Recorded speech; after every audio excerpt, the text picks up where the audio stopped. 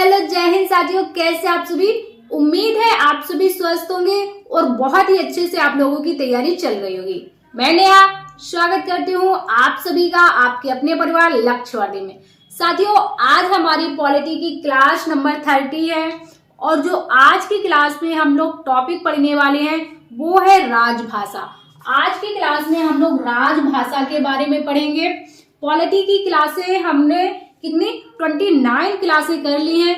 जिसने भी पिछली क्लासें नहीं देखी हैं या फिर देख ली हैं और नोट्स नहीं बनाए हैं, तो सभी लोग जिसने नहीं देखी है तो देख लेंगे, और जिन्होंने नोट्स नहीं बनाए हैं तो नोट्स जरूर बनाइए। मैं आपसे बार बार कहती हूँ, हर क्लास में कहती हूँ कि यदि आप क्लास देख रहे हैं, बुक्स पढ़ रहे हैं, तो अपने हाथों से नोट्स जरूर बनाइए।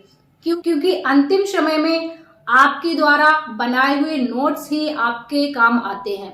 इतनी बड़ी बड़ी क्लासें या फिर इतनी मोटी मोटी किताबें आप लोग नहीं पढ़ पाते हैं लास्ट टाइम, तो नोट्स जरूर बनाइए। आज की क्लास हम लोग शुरू करेंगे। आप लोग हेडिंग डाल लेंगे राजभाषा। अब देखिए, राजभाषा होती क्या है, राजभाषा क्या होती है ना। सबसे पहले जिस भी टॉपिक के बारे में हम लोग पढ़ते हैं तो सबसे पहले एक चीज हमारे दिमाग में क्लिक करनी चाहिए कि अच्छा, हम राजभाषा पढ़ रहे हैं या फिर हम राज्यसभा पढ़ रहे हैं, लोकसभा पढ़ रहे हैं, राष्ट्रपति पढ़ रहे हैं, जो भी चैप्टर पढ़ रहे हैं, तो हमें उसका मीनिंग पता होना चाहिए, उसका अर्थ पता होना चाहिए कि ये होता क्या है, इसका काम क्या होता है ना। तो राजभाषा क्या होती है? राजभाषा का मतलब होता है कामकाज की भाषा। किसी भी राज्य की भाषा जिसके माध्यम से उस राज्य के कामकाज किए जाते हैं, तो उस भाषा को राजभाषा कहा जाता है। तो देखिए, राजभाषा का अर्थ आप लोग लिख लेंगे कि राजभाषा का अर्थ क्या होता है। यहाँ पर अर्थ आप लोग लिख लेंगे, राजभाषा का अर्थ होता है राजकाज की भाषा। क्या? राजकाज की भाषा, या फिर इसे दरबारी भाषा भी कहा जाता है। जिस भाषा के माध्यम से हमारे सारे काम होते हैं, है ना, उस भाषा को राजभाषा कहा जाता है। आगे हम लोग पढ़ेंगे कि भारत की स्वतंत्रता के बाद हिंदी को राजभाषा का दर्जा दिया गया। आप लोग याद रखेंगे, हिंदी आपकी राजभाषा है, राष्ट्रभाषा नहीं है। ठीक है। कई बार क्वेश्चन में आपसे पूछ लिया है कि भारत की राष्ट्रभाषा क्या है, तो भारत की कोई भी राष्ट्रभाषा नहीं है, राजभाषा है। कौन सी? हिंदी। अब हिंदी को राजभाषा का दर्जा दिया गया स्वतंत्रता के बाद, ठीक है। लेकिन फिर क्या हुआ आपका 11 सितंबर 1949 से लेकर 14 सितंबर 1949 तक 4 भाषाओं पर बहस हुई। मतलब 4 भाषाओं में एक ये कह सकते हैं कि चुनाव जैसा हुआ कि किस भाषा को राजभाषा चुना जाए, है ना। कौन कौन सी 4 भाषाएं थी आपकी? हिंदी थी, अंग्रेजी थी, संस्कृत थी और एक भाषा थी हिंदुस्तानी। इन 4 भाषाओं में ये कहा गया, भाई इन 4 भाषाओं में से कोई एक भाषा को राजभाषा बनाना है। ठीक है। हुआ क्या, जो आपकी हिंदी थी, सबसे ज्यादा समर्थन हिंदी को मिला, इसलिए हिंदी को राजभाषा के रूप में चुना गया। समझ गए? 4 भाषाओं पर बहस हुई थी कि 4 भाषाओं में से कौन सी भाषा होनी चाहिए। हिंदी को सबसे ज्यादा समर्थन मिला तो हिंदी को राजभाषा के रूप में चुना गया। तभी 14 सितंबर को आपका किस डेट के रूप में मनाते हैं? तो 14 सितंबर को हिंदी दिवस के रूप में मनाया जाता है। 14 सितंबर हिंदी दिवस के रूप में मनाया जाता है। एक आपका हिंदी दिवस होता है और एक होता है आपका विश्व हिंदी दिवस। 14 सितंबर तो हिंदी दिवस हो गया, लेकिन आप लोग नोट डाल के लिखेंगे कि विश्व हिंदी दिवस कब मनाया जाता है। तो ये आपका 10 जनवरी को मनाया जाता है। देखिए, नोट बनाकर आप लिखेंगे कि विश्व हिंदी दिवस कब मनाया जाता है, तो ये आपका 10 जनवरी को विश्व हिंदी दिवस मनाया जाता है। क्लियर? इतने पॉइंट्स आपको क्लियर हुए। अब हम लोग पढ़ेंगे कि जो आपकी राजभाषा है, इसका संविधान में कहां पर प्रावधान है, संविधान के किस भाग में है और कौन सा अनुच्छेद है। तो संविधान का भाग हो जाएगा आपका 17। राजभाषा का उल्लेख संविधान के भाग 17 में है और जो अनुच्छेद है आपके 343 से लेकर 351, 343 से लेकर के 351 तक राजभाषा का उल्लेख है। देखिए राजभाषा का वर्णन, राजभाषा का संविधान में वर्णन कहाँ है, तो भाग आपका 17 हो जाएगा। और 17 भाग में क्या है, अध्याय भी है, 4 अध्याय हैं। अनुच्छेद आपका 343 से 351 तक है। क्लियर, समझ गए। अब ये 4 जो अध्याय हैं ये कौन कौन से हैं, 4 ये आपके अध्याय हैं, ये कौन कौन से हैं, चलो इन्हें भी देख लेते हैं। तो पहला है आपका संघ की राजभाषा, पहला आपका संघ की राजभाषा है। इसमें अनुच्छेद 343 से 344 तक, अनुच्छेद 343 से 344 तक है। दूसरा है आपका प्रादेशिक भाषा, इसमें अनुच्छेद 345 से 347 तक। दूसरा भाग कौन सा है, प्रादेशिक भाषा, अनुच्छेद हो जाएगा आपका 345 से 347। और तीसरा भाग है आपका सुप्रीम कोर्ट एवं हाई कोर्ट की भाषा। सुप्रीम कोर्ट एवं हाई कोर्ट की भाषा के बारे में किस अनुच्छेद में है, तो अनुच्छेद आपका 348 से 349 हो जाएगा, भाग 3। भाग 4 में क्या है, विशेष निदेश की भाषा, भाग 4 विशेष निदेश की भाषा से संबंधित है। अनुच्छेद आपका 350 से 351। और 391 अनुच्छेद में क्या लिखा है, इसमें लिखा है हिंदी भाषा का विकास। क्या, हिंदी भाषा का विकास, ये किस अनुच्छेद में लिखा है, ये लिखा है अनुच्छेद 391 में। क्लियर। अब हम लोग पढ़ेंगे एक एक भाग को, हम लोग अब पढ़ेंगे, ठीक है। तो सबसे पहले आप लोग लिखेंगे संघ की राजभाषा। क्या लिखेंगे, संघ की राजभाषा, भाग 1 और अनुच्छेद आपका 343 से 344। तो देखिए जो आपका अनुच्छेद 343 है, 343 अनुच्छेद में क्या लिखा है, इसमें संघ की राजभाषा का प्रावधान है 343 में। और 344 का खंड 1 है जो, इसमें लिखा है कि संघ की राजभाषा हिंदी होगी और जो लिपि होगी वो देवनागरी होगी। क्या, संघ की राजभाषा हिंदी होगी और जो लिपि होगी वो देवनागरी होगी, ऐसा किस अनुच्छेद में लिखा है, अनुच्छेद 344 नहीं, यहाँ पर 343 होगा। अनुच्छेद 343 खंड 1 में लिखा है आपका कि संघ की राजभाषा हिंदी होगी और लिपि क्या होगी, देवनागरी होगी। ये अनुच्छेद 343 के खंड 1 में लिखा हुआ है, ठीक है। तो इतनी सारी चीजें आपको क्लियर हुई, ये सारे पॉइंट्स आपको क्लियर हुए, इनको आप नोट कर लीजिए। आगे हम लोग पढ़ेंगे क्या कि 26 जनवरी 1950 को हिंदी को राजभाषा का दर्जा तो मिल गया लेकिन लागू नहीं किया गया। क्यों नहीं लागू किया गया, अभी आप लोग कहेंगे कि देखो यहाँ पर कह रहे कि हिंदी भाषा को राजभाषा का दर्जा दिया गया, यहाँ पर चुन भी लिया गया, लेकिन अब ये क्या सिस्टम है कि 26 जनवरी 1950 को हिंदी को राजभाषा का दर्जा मिल गया लेकिन उसे लागू नहीं किया गया। तो ये सारे पॉइंट्स आगे हम लोग डिस्कस करेंगे, इसको आप लोग नोट कीजिए, फिर हम लोग आगे बढ़ते। साथियों जैसा कि अभी हम लोगों ने पीछे पढ़ा कि 26 जनवरी 1950 को जब आपका संविधान लागू हो गया था तब हिंदी भाषा को राजभाषा का दर्जा तो मिल गया था लेकिन हिंदी भाषा को राजभाषा के रूप में लागू नहीं किया गया।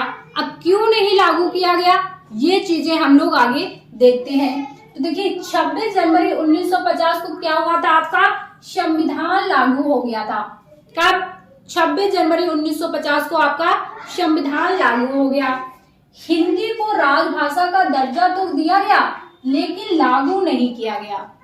क्यों नहीं लागू किया गया, क्योंकि जो आपका अनुच्छेद 343 का खंड 2 है, कौन सा अनुच्छेद आपका 343 का खंड 2 है, इसमें लिखा हुआ है कि संविधान के लागू होने के बाद 15 वर्षों तक, संविधान के लागू होने के बाद 15 वर्षों तक, संविधान कब लागू हुआ 1950 में, 15 वर्षों तक बाद, यानी कि 50 से 15 वर्ष जब आगे बढ़ेंगे आप तो 1965 तक, कब तक 1965 तक सभी शासकीय प्रयोजनों के लिए अंग्रेजी का ही प्रयोग किया जाएगा।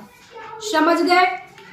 क्योंकि अनुच्छेद 343 के खंड 2 में लिखा है कि संविधान के लागू होने के बाद 15 वर्षों तक 1965 तक सभी जो आपके शासकीय प्रयोजन हैं उनमें अंग्रेजी का ही प्रयोग किया जाएगा। इसलिए आपकी हिंदी को राजभाषा के रूप में लागू नहीं किया गया था। समझ गए?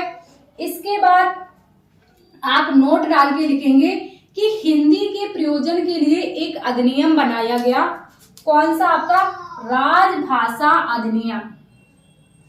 हिंदी के प्रयोजन के लिए अधिनियम बनाया जाता है आपका राजभाषा अधिनियम 1963 में। कब? हिंदी प्रयोजन के लिए राजभाषा अधिनियम बनाया गया 1963 में। और 26 जनवरी 1950 हिंदी संघ की राजभाषा तो रहेगी, लेकिन अंग्रेजी भी सभी सरकारी कार्यों में प्रयोग की जाएगी। इस अधिनियम में कहा गया था कि 26 जनवरी 1950 से हिंदी संघ की राजभाषा तो रहेगी, मतलब हिंदी संघ की राजभाषा तो रहेगी, लेकिन जो हिंदी के साथ साथ अंग्रेजी भी सभी कार्यों में प्रयोग होगी। अब अंग्रेजी भी प्रयोग होगी, हिंदी भी रहेगी, अंग्रेजी भी प्रयोग होगी। जब बात ये थी कि हिंदी को ही राजभाषा बनाया जाए, अंग्रेजी को हटा दिया जाए, तो बात ये आई कि भाई जो हिंदी राज्य हैं, जिन राज्यों में हिंदी का प्रयोग नहीं होता, जिन राज्यों के लोग हिंदी भाषा नहीं जानते हैं, अगर उस राज्य के लोग ये कहेंगे कि अंग्रेजी को संघ की भाषा से हटा दिया जाए तो अंग्रेजी को हटा दिया जाएगा। लेकिन ये चीज आप भी समझते हैं कि जिन राज्यों के लोग हिंदी भाषा को नहीं समझते हैं, नहीं जानते हैं, वो राज्य ऐसा क्यों कहेंगे कि अंग्रेजी को हटा दिया जाए, है ना? जब वो हिंदी समझ ही नहीं रहे हैं, अंग्रेजी समझ रहे हैं थोड़ा बहुत, जैसे कि आपका नागालैंड की तो राजभाषा अंग्रेजी ही है ना? तो ऐसे राज्य क्यों ये बात कहेंगे कि भाई अंग्रेजी को हटा दिया जाए? इसके लिए तो वो राज्य तैयार नहीं होंगे। इसलिए संघ की राजभाषा आपकी अंग्रेजी भी सभी कार्यों में प्रयोग होगी, हिंदी भी रहेगी और अंग्रेजी भी रहेगी। ये अधिनियम आपका राजभाषा अधिनियम बना था 1963 में, जिसमें ये बात कही गई। इसके बाद राजभाषा संशोधन अधिनियम आया 1967 में। कब? राजभाषा संशोधन अधिनियम आता है आपका 1967 में, जिसमें वही बात है कि अंग्रेजी भाषा को तभी हटाई जाएगी जब हिंदी राज्यों के विधानमंडल में अंग्रेजी हटाने के लिए प्रस्ताव पास हो जाएगा। वही बात कही गई है इस संशोधन में, राजभाषा संशोधन अधिनियम 1967 में, कि अंग्रेजी भाषा को तभी हटाया जाएगा जब हिंदी राज्यों की विधानमंडल में अंग्रेजी भाषा को हटाने का प्रस्ताव पास हो जाएगा। और ऐसा होना नामुमकिन था, इसलिए आपकी अंग्रेजी भी संघ के कार्यों में प्रयोग होती है और हिंदी भी। क्लियर? अब हम लोग पढ़ेंगे राजभाषा आयोग, कि राजभाषा आयोग का गठन कैसे होता है, पहली बार कब हुआ, कैसे हुआ, वो सारी चीजें, है ना? तो देखो, राजभाषा आयोग का उल्लेख संविधान के अनुच्छेद 344 में है। आपसे पूछ लेगा कि राजभाषा आयोग का वर्णन संविधान में कहाँ पर है, किस अनुच्छेद में है? तो अनुच्छेद आपका 344 हो जाएगा, जिसमें कहा गया है, क्या कहा गया है कि राष्ट्रपति को राजभाषा के संबंध में सलाह देने के लिए राजभाषा आयोग का गठन होगा। राजभाषा आयोग का गठन किसके लिए होगा? राष्ट्रपति को राजभाषा के संबंध में सलाह देने के लिए। क्लियर? दूसरी बात क्या कही गई है कि संविधान लागू होने के 5 वर्ष बाद फिर प्रत्येक 10 वर्ष बाद राजभाषा आयोग का गठन होगा।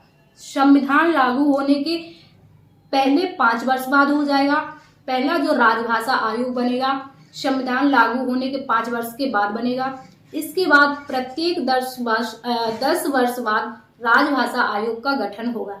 यानी कि जो पहला राजभाषा आयोग बनेगा संविधान लागू होने के 5 वर्ष बाद। संविधान कब लागू हुआ? 26 जनवरी 1950। तो पहला राजभाषा आयोग कब बनेगा? 1955 में। कब बनेगा? 1955 में। तो ये चीजें आपको क्लियर हुई हैं, इनको आप नोट कर लीजिए। अब हम लोग पढ़ेंगे प्रथम राजभाषा आयोग का गठन कब हुआ। ठीक है, चलो इनको नोट करेंगे आप लोग। तो अब आप लोग हेडिंग डाल देंगे प्रथम राजभाषा आयोग का गठन। प्रथम राजभाषा आयोग का गठन आप लोग हेडिंग डालेंगे। इसका उल्लेख अनुच्छेद 344 में है। कहां पर है? अनुच्छेद आपका 344 में हो जाएगा। और कब हुआ था? तो ये हुआ था आपका 7 जून 1955। कब? 7 जून 1955। राजभाषा आयोग का गठन क्या बताया गया था आपको कि संविधान लागू होने के पहले 5 वर्ष बाद, फिर प्रत्येक 10 वर्षों बाद होगा। तो पहले 5 वर्ष 1955 में पहला राजभाषा आयोग का गठन हो गया। इसके अध्यक्ष कौन थे? तो ये थे आपके बीजी खेर। कौन थे? बीजी खेर, जिनका पूरा नाम है आपका बाल गंगाधर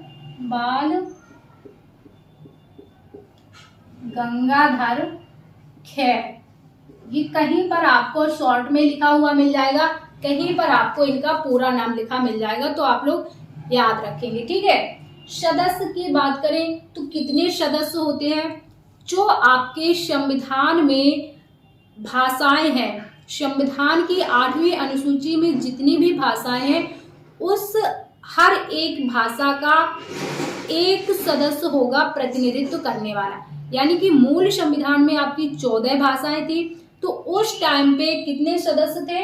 8वीं अनुसूची में भाषा का प्रतिनिधित्व करने वाले सदस्य उस समय आपकी 14 भाषाएं थी, तो 14 सदस्य थे।